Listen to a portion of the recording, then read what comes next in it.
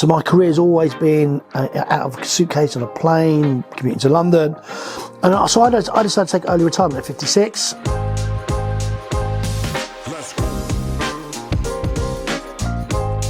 And I did, and after a year I was bored out of my brain. But there was no way I was going back to corporate world, and there was no way I was going back to private equity, albeit it was financially but quite lucrative. And I started looking around at franchises, and I didn't see anything that floated my boat. It really didn't. And then I discovered this one. I thought, that's what I want to do.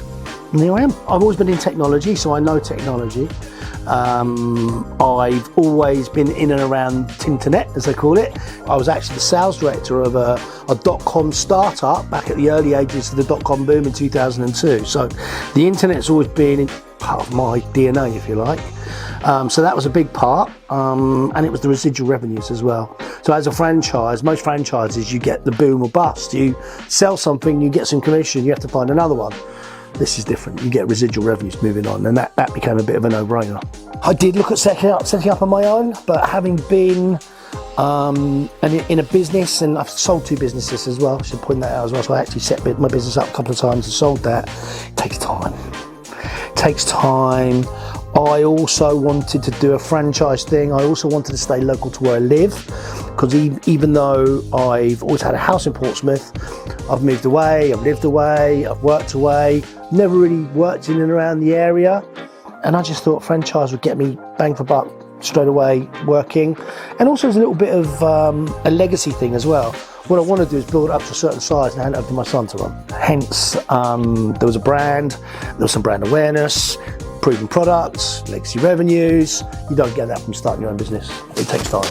And I don't have time. I want to be retired again in 3 or 4 years.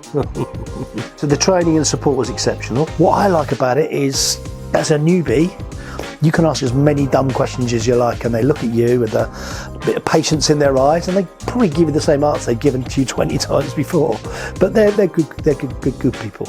I want to get the business to a point that it's sustainable, that it's profitable, that we're inputting to the local community, and at some stage in the future, as I said, I want to hand it over to my son.